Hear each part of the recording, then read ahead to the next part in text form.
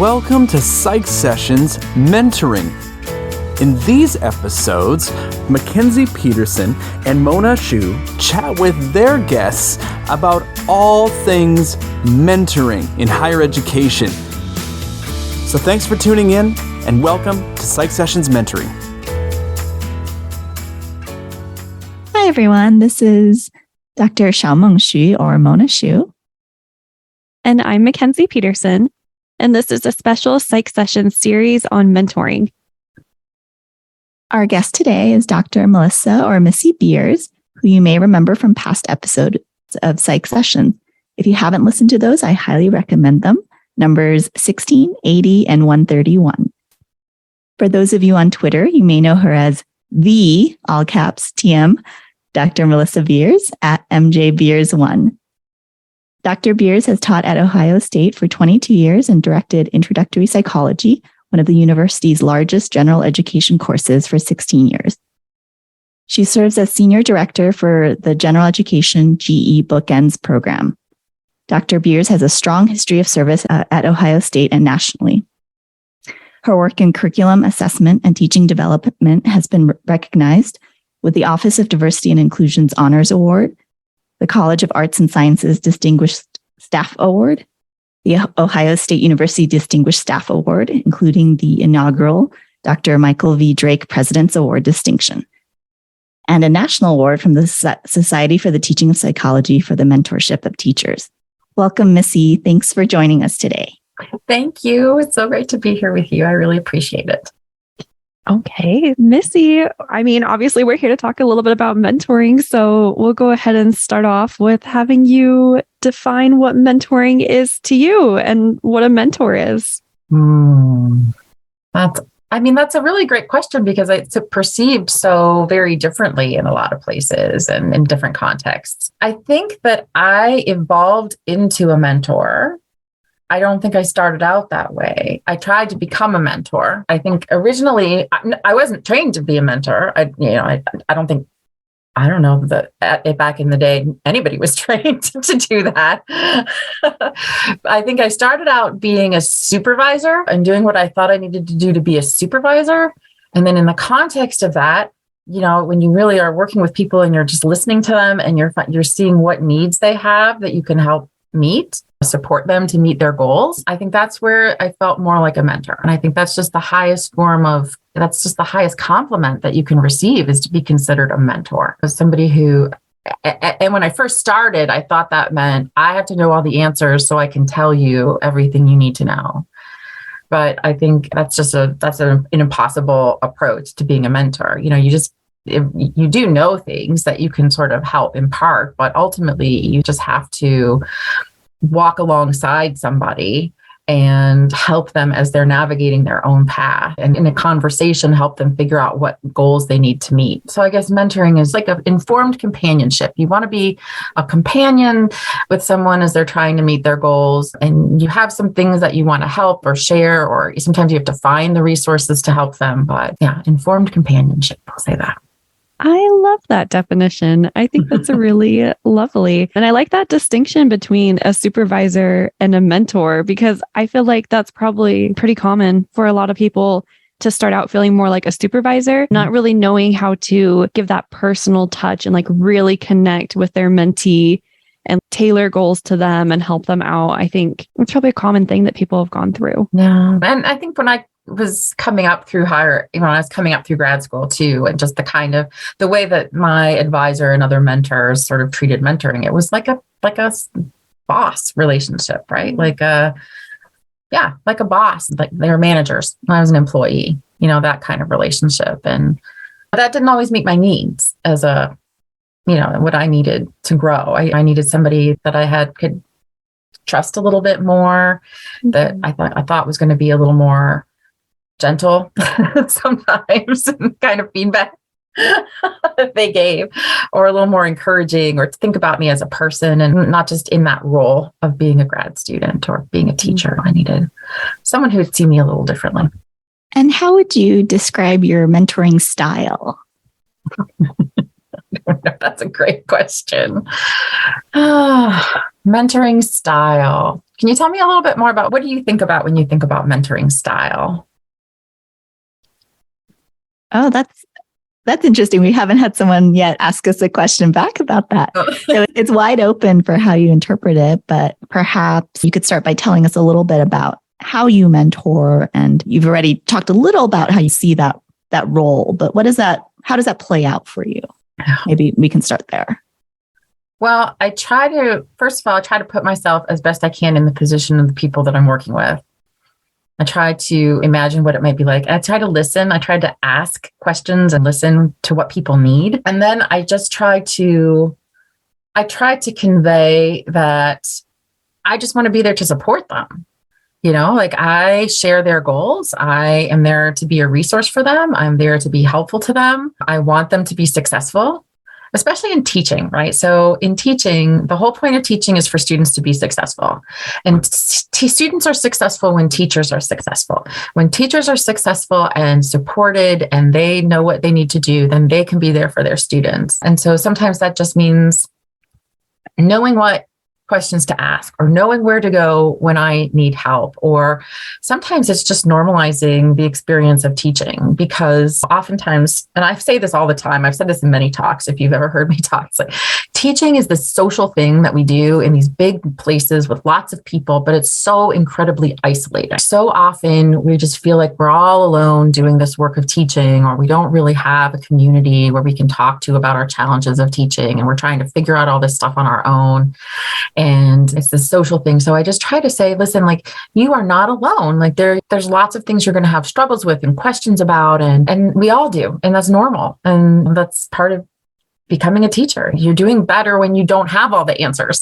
That's when the real teaching happens. As a former student of mine used to say, I actually have that quote written up on my desk. So I just try to make people feel like they have support network for what they're trying to accomplish, and try to make sure people don't feel alone. And everybody has different needs too. I mean, I think that's something that I've definitely come to realize, that there is no one size fits all when it comes to mentoring. You have to, just like with teaching, you have to meet students where they are. You have to meet your colleagues where they are.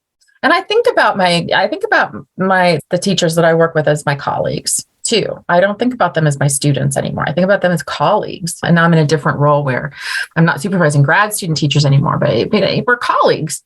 And so I want people to feel like they have a sort of a platform to get what they need, to ask questions and ask for resources that they need to be successful. And I'll just do my best to try to help facilitate that for them.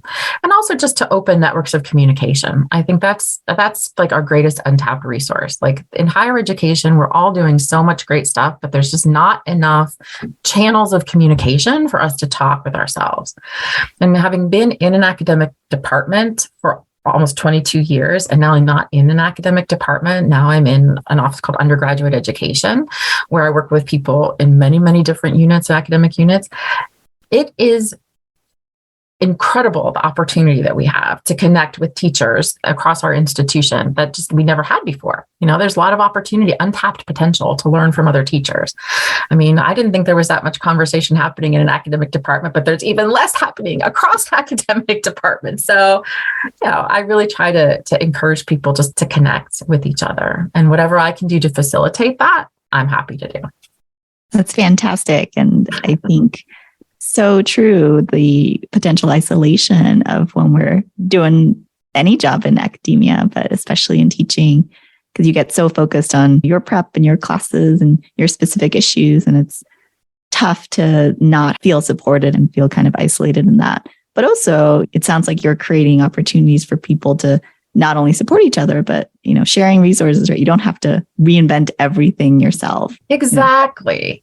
Like we're not just all on the hook to do all this hard work by ourselves. And sometimes the other thing is, and this is really interesting that I have observed sort of lately, is that sometimes opening up those channels of communication actually make people feel insecure because we're not used to it. And so you start talking to other people about what they're doing, and you start listening to other people's approaches, and it makes you feel like, oh gosh, I don't know how to do that, right? And it actually can create some insecurity. But the beautiful thing about it is, in a supportive community, like in a community of practice, you normalize that kind of conversation.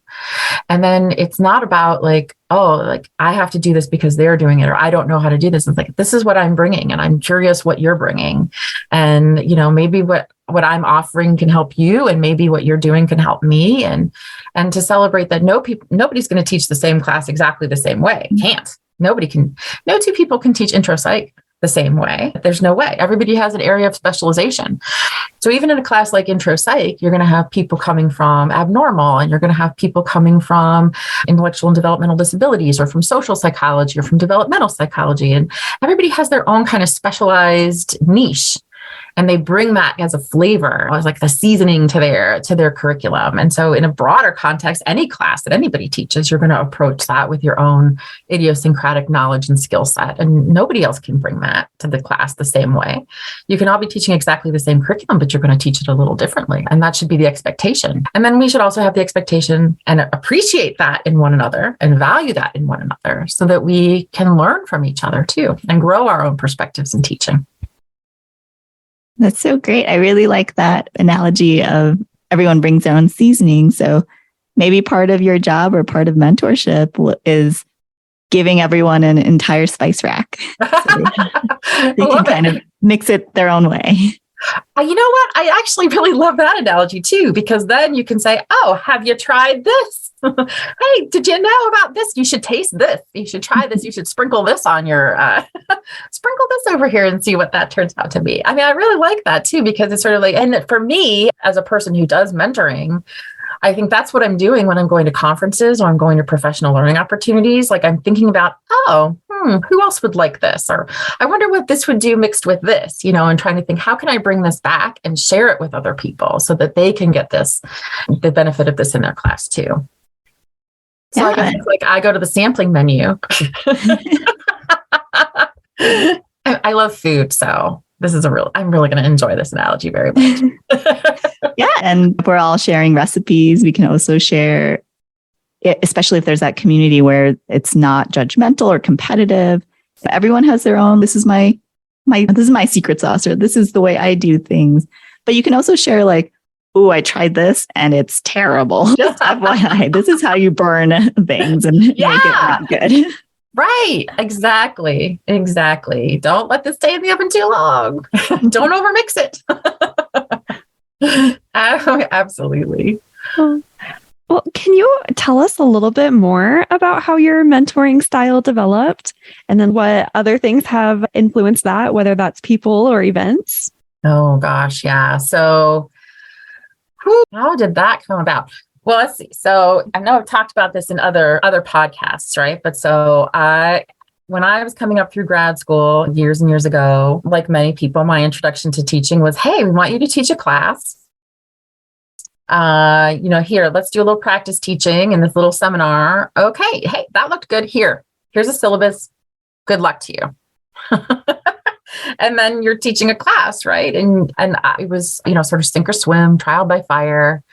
And it was sort of like a loose consultation model. Like there was somebody who we could go to if we needed to talk, but you didn't really want to, because it was sort of like, you don't want them to think you were doing a bad job. So you didn't really want to go talk to somebody about your teaching. You sort of like quietly with your friends sort of talk about like what was going on in your class. And so it wasn't really a lot. There wasn't a lot of teaching mentoring. And my advisor, who I know he had good intentions, but the only thing he said to me about my teaching ever was, you should make that class as hard as possible to separate the wheat from the chaff.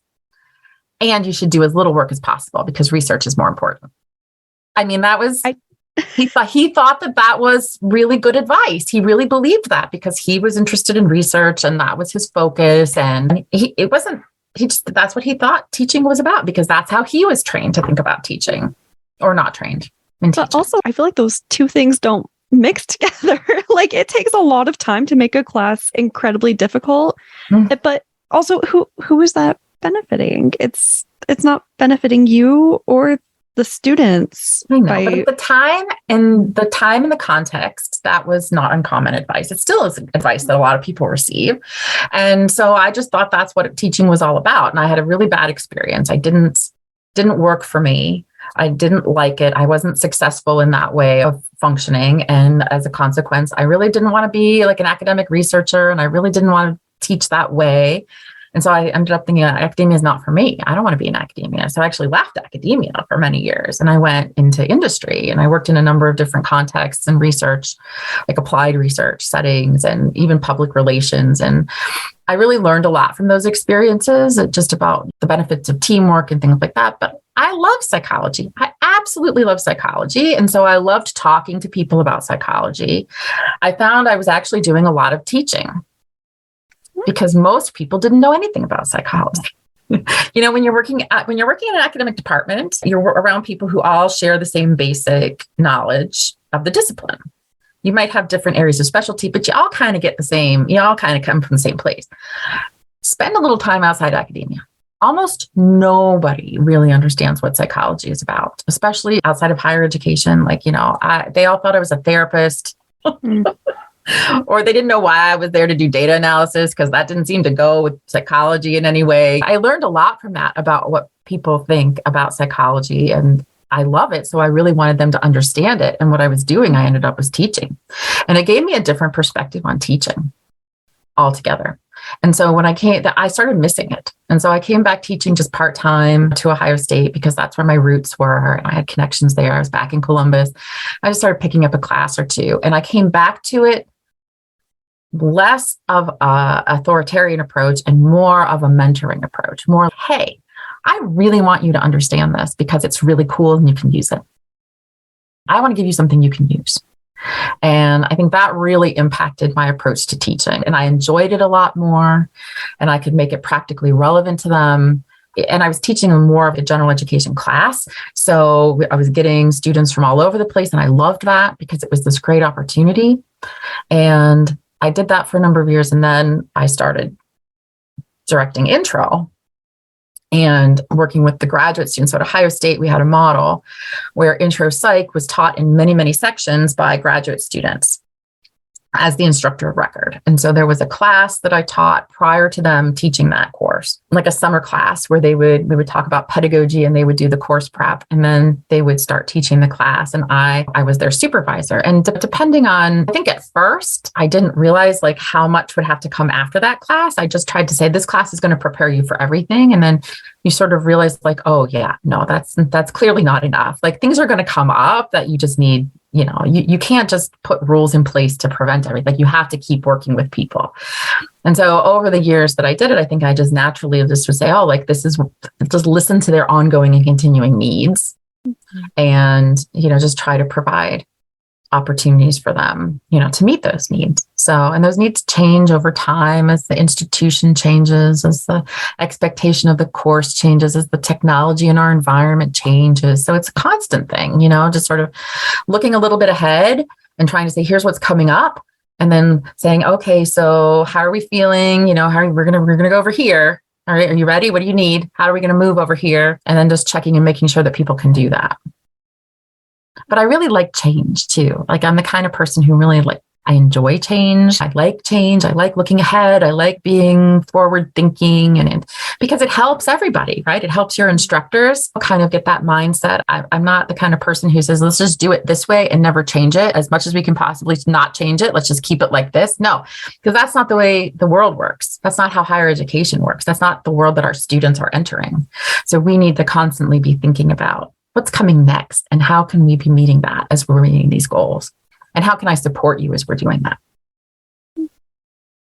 And I think it's so interesting. I never would have thought that industry would be kind of a place for people to learn about what makes a good mentor and a good teacher. That is so interesting to me, because I guess I just didn't really think of teaching as a component of being involved in industry. So this is really cool. This is a nice little insight for me. Yeah, because I was, first of all, the only person with a PhD most places. And when I started, I will say, I eventually ended up with people who had PhDs in other disciplines. But when I started out, nobody knew what a PhD even was in some of the places that I worked, and they really didn't understand what psychology was all about. So a lot of the time I was just saying, well, hey, did you know about this? I can help you do this. Or, oh, I see you're doing this kind of work. I can help you in this way. and just kind of asserting myself and insinuating myself in situations where I could bring to bear things that I knew how to do. And then learning from them too, because I had a lot of impressions of what people did in different occupations and different industries, but I didn't have any direct experience with public relations or communications or that sort of thing. And it was great to learn as well. I think that really helped broaden my perspective too. I got as much as I gave or more. Thinking back to your mentoring experiences, whether as a mentor or someone being mentored, I was curious about how DEI, diversity, equity, inclusion has shown up or not for you during those experiences. Oh, I love that question. I think that there are a couple of perspective changes that are really important. That there was a point in my teaching, and I was just talking about this with someone else today. So I think when I started out teaching, it was all about, I have to know everything. I have to know everything. It's my job as the teacher to know all the things so that I can tell you. And I would spend hours and hours on course prep and researching things and, like overdoing all my course planning. So I felt like I had all the answers to anything anyone would ever ask me, which is kind of also how I felt as a graduate student, like preparing for your defense and stuff. Like you have to know all the things so that you can be prepared for anything anyone asks you. And so that's how I went into teaching, right? And it almost is like a way of assuaging your anxiety. If I do all this preparation, then there won't be anything that will surprise me, right? So I think I started out that way. And so then you become that kind of authoritarian teaching figure where you're just saying all the things and everybody's writing it down and listening from you. You think you have to just know all the things and tell all the things to everybody in your classroom. And you're not really tailoring to the needs of the students in front of you. And then there came a point when I stopped thinking about what am I going to do today? And I started thinking about what are my students going to do today? How can I engage them today? And that was a big turning point for me. And then it sort of takes that pressure off you to be the sole authority in the classroom, and it raises the students' level of autonomy and gives them more authority and autonomy in their learning. And that's when I think you really start to appreciate that, inclusion and diversity, and because you're letting the students take a more active role in what they're doing in the classroom. And you're no longer the sole authority figure. You're sharing that with your students. And I think it takes a while to get to the point where you're confident enough to be able to do that. I think it's a place of my previous way of teaching was easier because I just kept control of everything. But when you release that control and you give control to your students and empower your students, it's a more vulnerable place for you as a teacher, but it's better for your students. I think that change happened in my teaching. And then interestingly, I think it took a little while longer for that to happen in my mentoring. Because at first I thought I have to help them prevent all these problems, right? I have to tell them what to do so they won't have these problems. And then eventually I came to see like, those aren't problems. I just need to be more open to letting people have a more active role in their teaching. And then when I can do that and I'm modeling that for them, then it helps them, I think, get to that place with their students where they can let go of some of that need to control everything. And then you can create a space where students have more freedom in terms of what they're doing. You can have more authentic assessment. You can give students more of a voice. You're listening more to the students so that you know who's in your classroom and what they might need, or, opening up conversations between students. And I also think assessment, when we were doing course assessment, I think that helped me because I'm looking at trends in data across many, many sections and not just in one section. But as a mentor, when I was supervising this big class and I was working with the teachers and I'm looking at assessment data from many, many, many, many sections, I can see the trends, especially with subpopulations of students. And then I say, you know what? You might not necessarily see this if you're just looking at your one section, but when I look across all of these sections, I'm seeing this trend.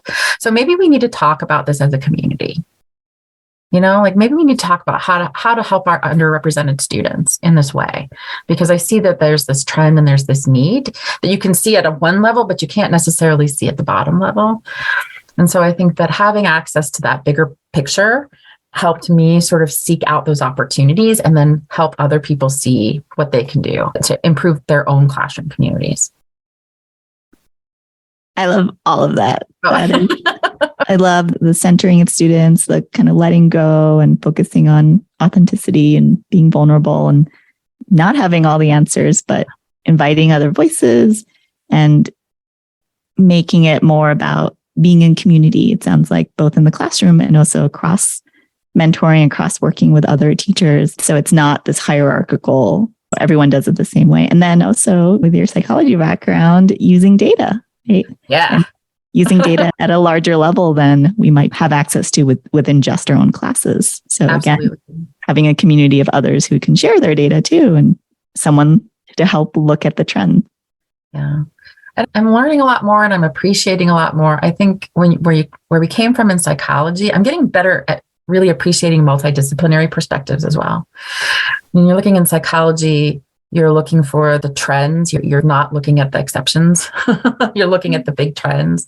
And are we meeting overall? But sometimes it's more important and more valuable to look at the exceptions, right? Because you want to look at so 90% of our students are meeting this goal. We really need to look at this 10% of students that aren't. And we need to understand what we can do for them better, how we can meet them and meet their needs. I think that is not necessarily a perspective that I gained from psychology, but I think it's definitely a perspective that I appreciate now, that assessment is not just to check off a box and say we're meeting our goals, but to find out where we're not meeting our goals or for whom we are not achieving the outcomes that we want. And then, kind of using lots of different methods, maybe focus groups, maybe interviews, maybe lots of maybe qualitative, looking at different ways to try to understand the picture differently in bigger, wider, broader lenses.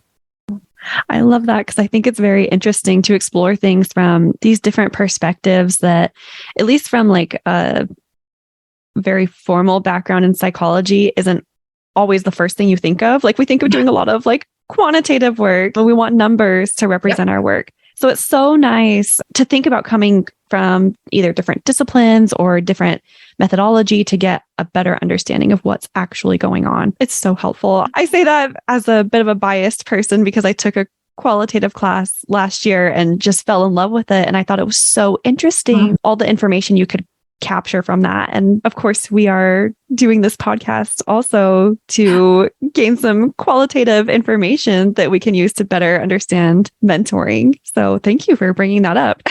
Well, thank you. Yeah, I think so that's certainly something that I gained because if anything, I think my experience in grad school was sort of dismissive of those kinds of approaches. And, not explicitly, but it was like, this is the gold standard, right? This kind of thing. And it's funny now, what they considered to be the gold standard when I was in grad school is no longer the gold standard, right? Because like methods have changed and data analysis techniques have changed and the way we collect data has changed. And so, it's funny now looking back on sort of the way we used to think and how we think now. But some of my most rewarding projects in industry were multidisciplinary, where I worked with people who were in sociology and I worked with people who were in city planning and I worked with people who came from, lots of different disciplines. And we did many, many different kinds of methods. We did quantitative methods and qualitative methods and, we did observational things. And that just gave you so much more to work with and so much more to talk about. And yeah, so some of my most rewarding experiences have been on multidisciplinary teams. And then I want to kind of jump back into more mentoring because you've given us so much good information and a great perspective on your experiences with mentoring. So from what you've learned, what advice would you give to other mentors? Or even, different administrations and institutions about like promoting mentorship and those sort of relationships? Yeah. I think the first thing that came to mind for me is encourage humility. Take yourself out of it. Because, success is not about you as the mentor, right? It's about just being totally focused on the needs of the people that you work with, honestly. And it's not about you. It's about their success. And I think that's true for teaching in the classroom. Like, focus on what your students need. That is the right thing to do. I think Stephen Chu also says like the best teacher is the one who knows what their students need and how to leverage the things that their students need at the time they need them. And that's such a humble approach to teaching. It's not about you or how skillful you are as a lecturer or how, take that out.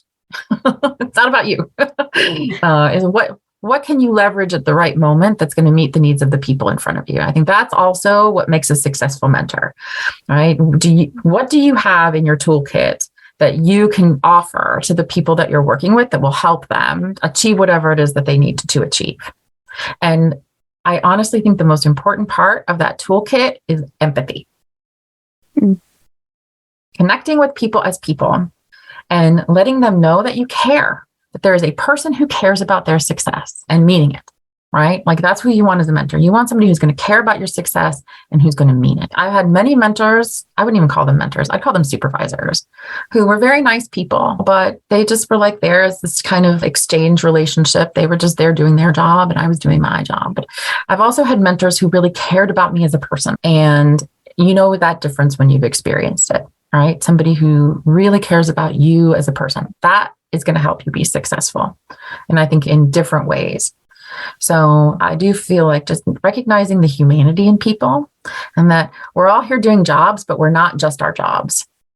We're whole people, and whole people need, you need to think about the whole person that you're working with. It's not just, you don't just divorce people from the work that they do. And you can't just turn that off. You can't just turn your humanity off for the sake of the job. I think it's just, sometimes you just need to acknowledge what people need. And I also think if I could say one thing to academia, I would say we are so damn stingy with positive feedback. What the heck? Why are people so stingy with encouraging positive feedback? It's almost like some people just can't bring themselves to give positive feedback. It's like they have to just be either neutral or negative. It's like nobody wants to say, that was awesome. That was great. You're doing such a great job. We should hear that every day. I mean, I don't know why in academia we are so weird about this, but it has been my experience that it's just so hard to get some people to give really positive, encouraging feedback and to celebrate successes and to be encouraging.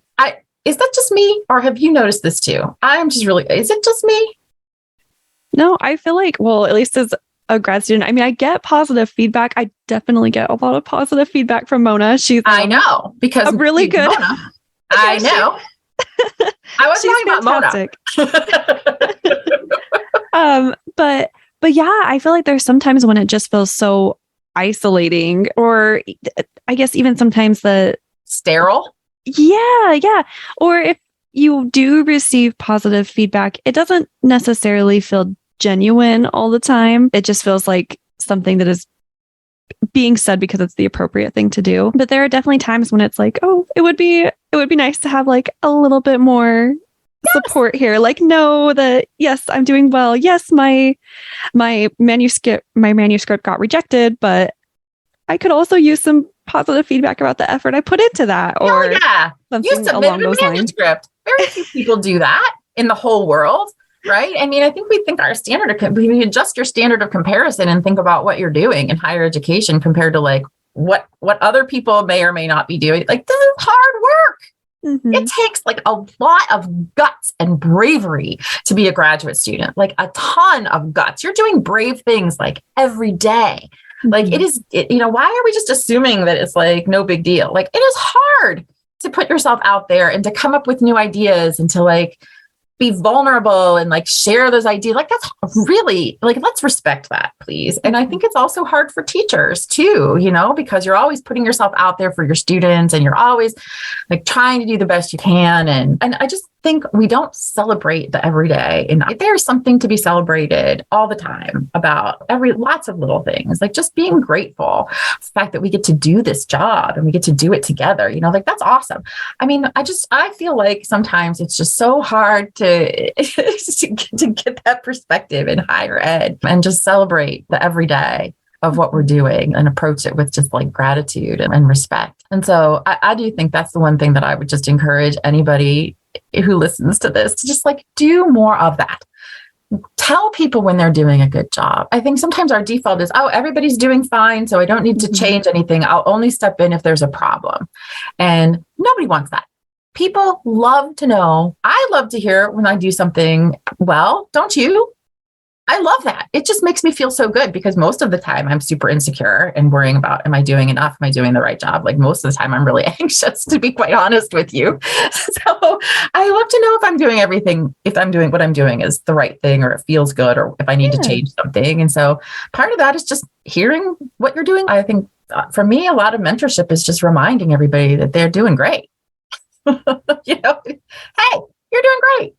Don't be so hard on yourself. Yeah. And I love that because as a grad student, I feel like I definitely need a reminder that I am on the right track and that I'm not failing. I'm just going through the process of things, and it's okay to make mistakes, but look at this other awesome thing you did that was really good. So Mona is kind of a shining example of knowing how to deliver like good feedback, and she is, and reminding really you that you're doing good. You're doing good. She really is. I agree. And and I experienced that too, because Mona and I worked together. And Mona, I really needed to hear sometimes from you that what I did was good or okay or worked. I think it meant a lot to me. So I agree with that. But I will say that we just all could do more of that for each other. In higher education, I think we just get stuck in a certain mindset of achievement and pushing ourselves to do the next thing. And that just becomes like our daily bread. And we just don't take the time to think about, to think about what we're really doing, and to step back and to appreciate it. To thank the people that are doing it with us. How often do you hear the words thank you? I love to say thank you to people. Thank you for what you're doing. Thank you for all the hard work that you're putting into this. I love for people to know that somebody appreciates them, because oftentimes they just don't get to hear that. Well, thank you both for the positive feedback. But I think it's a really important reminder that we can, myself included, can be doing more of that for each other and also for ourselves. I think sometimes we're just incredibly hard on ourselves. Yeah. And then the celebration thing too. I think sometimes academia is such a extractionary, product-driven treadmill kind of thing sometimes, that even when something really wonderful happens, we don't really have a chance to breathe and really let it sink in and celebrate it. It's just a kind of a little bit of a, okay, check mark, go on to the next thing. And to take the time to just be like, no, this was like, I did something awesome and I need to take some time to appreciate that. Be happy. Yeah. Be proud of yourself. Take some time to celebrate that. Like we shouldn't just, we're not just cranking out things like with no effort. We're not machines. Yeah. And emotion is important. I'm seeing emotion in teaching and learning. It's definitely having its moment. I think it started with Sarah Rose Kavanaugh for me and her book, The Spark of Learning. And I'm hearing and seeing it more and more and more. And how important emotion is to learning, positive emotion, how important that is in our work. And I guess it was a few years ago, I saw some statistic. I can't remember where I saw it, and I can't attest to the veracity of it, but it was just how like so many people, such a high percentage of people are just doing a job for the income and they don't really love their work. Mm-hmm. And I was absolutely in disbelief of this. I said, I don't believe that. That is totally false. That can't be a right statistic.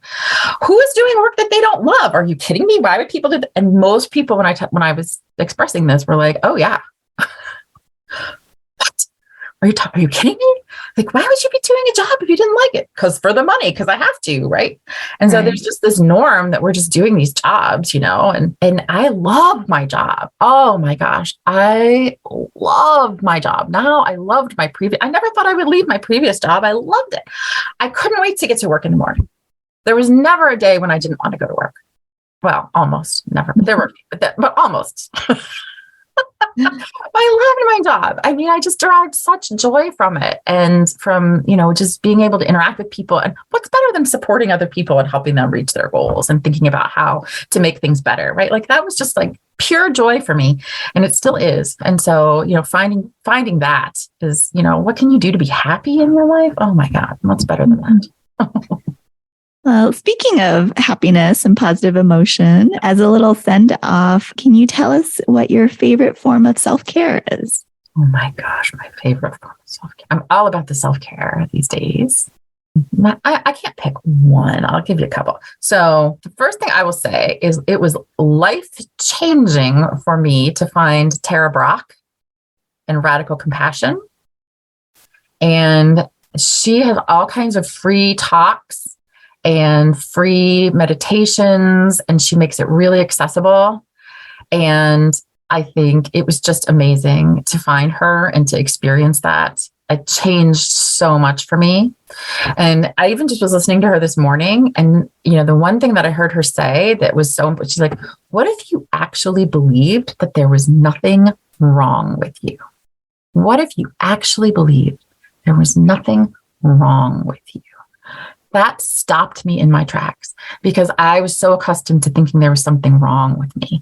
Either I'm eating too much, or I'm not working out enough, or I don't like this about myself, or I'm not working hard enough, or I need to be doing this, or this isn't good enough. And always, always, always being that critic that, I'm not good enough. I'm not doing enough. And I was like, wow, I don't even know what that would be like if I could live like that. And so that's what I've been working towards ever since I had that realization. Like, what if I did not believe that there was anything wrong with me? I'm just a product of the environment and the experiences that have brought me to this place, and to accept myself with radical compassion. And I would highly recommend everybody take some time to familiarize themselves with that concept to whatever degree you are comfortable.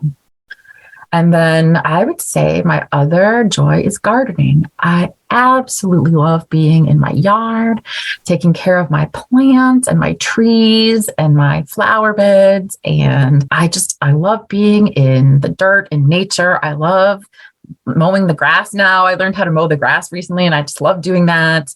And I love just, like taking care of the environments. I love hosta and different kind of hosta. So I'm always like looking for different kinds of hosta for my collection. And I love growing flowers from seeds, and I love planting things and just being outside in my yard. And I really love that. So it's like a form of mindfulness for me. Like I can just go out there and just focus on the earth and the plants. And I really just love that. I can do that for just days and days and days. I took several days off last week just so I could be in the yard.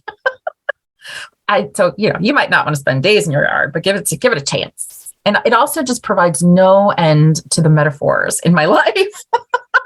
I've got a gardening metaphor for everything now because I'm out there just doing it. And I'm thinking, oh, this is just like when I pruned that tree or something. And so love me some gardening. Oh, that's fantastic. Those are both really great. Thank you, Missy. This has been such a joy. Oh, it's been so wonderful just thinking of me for this. And thank you for the opportunity to talk about. I don't know that I've shared anything, like life altering or especially revelatory, but thanks for the opportunity to talk. No, it was a lot of really great wisdom. Matters to me. And I think the world would just be a better place if we all had more people that cared about us. Yeah. We could just care about each other. And then it takes the focus off us, and I think I'm happier when I'm thinking about other people than I am when I'm thinking about myself. Well, thank you so much. And thank you all for listening. Please stay tuned for other episodes in the series. Listen to all of them. It was great. Thank you. Oh, thank you, Missy.